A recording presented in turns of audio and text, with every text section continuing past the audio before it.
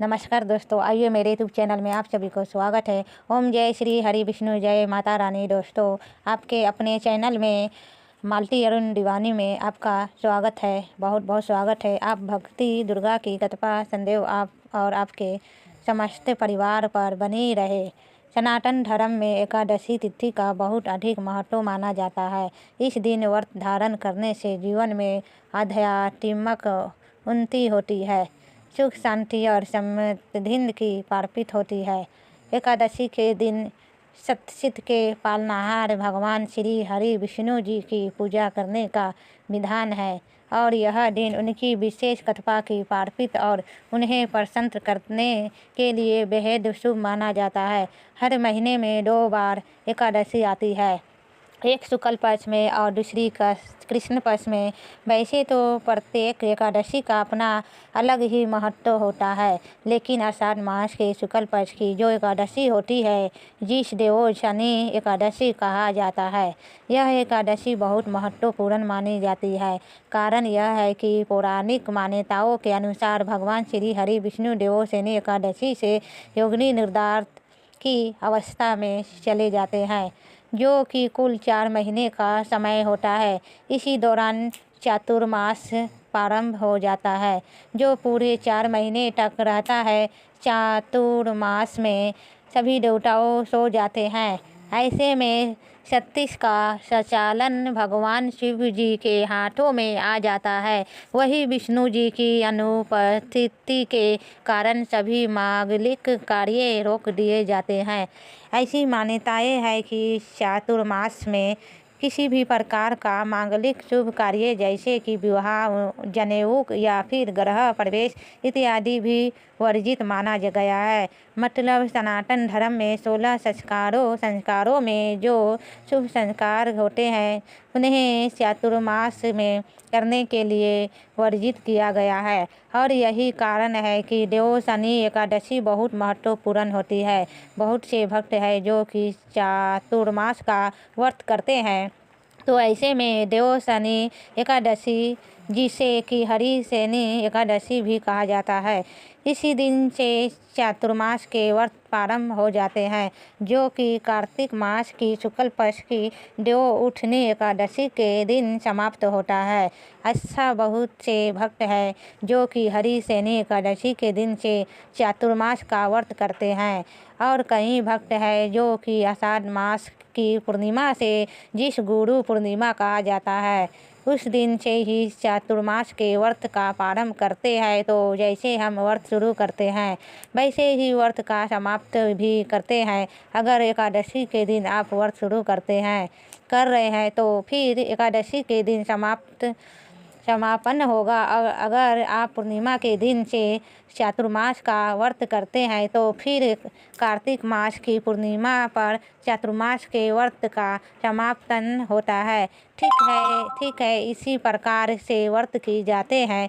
चातुर्मास व्रत के नियम क्या होते हैं, पूजा विधि क्या होती है, यह सारी जानकारी तो मैं आपको आने वाली वीडियो में दूंगी। लेकिन आज की वीडियो में आप जानेंगे कि आषाढ़ मास की देवोत्सनी एकादशी कब है, एकादशी की तिथि कब प्रारंभ हो रही है, कब समाप्त हो रही है, व्रत हमें कब धारण करना है और पारण करने का यानी कि व्रत खोलने का शुभ मुहूर्त क्या है, भगवान श्री हरि विष्णु की योग निर्धार से पहले हमें किस प्रकार से भगवान श्री हरि विष्णु की पूजा करनी चाहिए, किन मंत्रों का जप करना चाहिए और कौन सा उपाय करें जिससे कि भगवान श्री हरि विष्णु की विशेष कृपा हमें प्राप्त हो, और जिस भी कामना से हम व्रत धारण कर रहे हैं या फिर बिना व्रत के भी पूजा कर रहे हैं, हमारी वह कामना पूर्ण हो। इसके लिए आज विशेष क्या करना चाहिए, संपूर्ण जानकारी आपको आज की वीडियो में शेयर करने वाली हूँ। तो वीडियो बहुत महत्वपूर्ण है,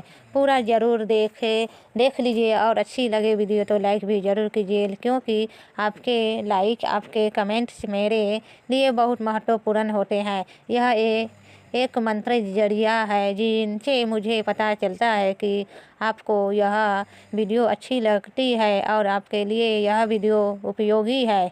तो अगर वीडियो अच्छी लगे तो लाइक तो ज़रूर ही किया कीजिए। और कब जानते हैं कि एकादशी की तिथि कब प्रारंभ हो रही है, कब समाप्त हो रही है और व्रत हमें कब धारण करना है।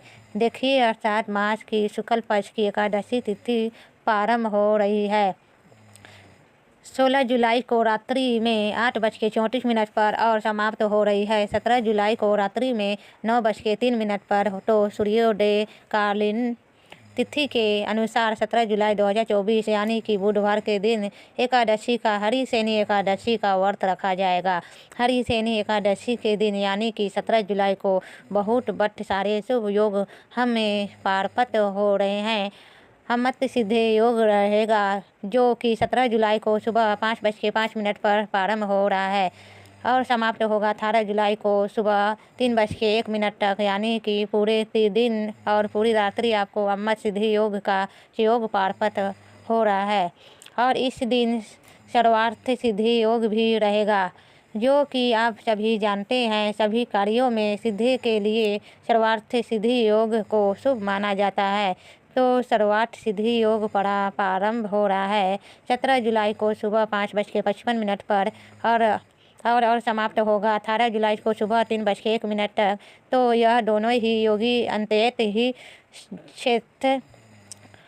ही शुभ है। इस दिन हम भगवान श्री विष्णु की पूजा करते हैं या फिर मंत्रों का जप करते हैं या फिर भगवान श्री विष्णु के नाम का स्मरण करते हैं या अखंड दीप दान करते हैं, रात्रि जागरण करते हैं, तो उसका फल हमें कई गुना होकर प्राप्त होगा। इसलिए अगर आप एकादशी का व्रत करते हैं तब तो अत्यंत ही जेठ है। मान लीजिए कि आप व्रत नहीं कर पाते हैं किसी भी कारणवश, तो भी आपको आज के दिन भगवान श्री विष्णु की विधि विधान से पूजा जरूर करनी चाहिए, मंत्र का जप करना चाहिए। व्रत नहीं करते हैं तो भी आपको अपना भोजन बिल्कुल सात्विक रखना चाहिए, जैसे कि लहसुन प्याज मांस मंदिरा। अगर आप बाकी के दिनों में खाते भी हैं तो आज के दिन यानी कि एकादशी तिथि के दिन आपको भूल से भी नहीं ग्रहण करना चाहिए और चावल का भी त्याग करना चाहिए। अब बात करें कि एकादशी व्रत का पारण हमें कब करना है,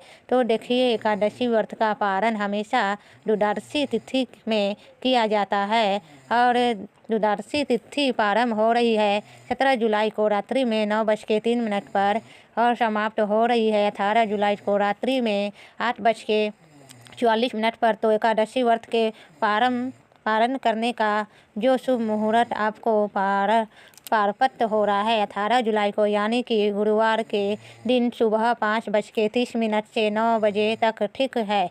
इसी शुभ मुहूर्त में आपको अपना व्रत खोलना है। तो अगर आप एकादशी का व्रत करते हैं तो 16 जुलाई को आपका दशमी तिथि के नियम का पालन आपको करना होगा। दशमी तिथि को शुद्ध और सात्विक भोजन लेते हैं और अगले दिन एकादशी का हम व्रत करते हैं। व्रत आप फलाहार के द्वारा भी कर सकते हैं, चाहे तो निर्जला भी धारण कर सकते हैं, जैसे भी आपकी शारीरिक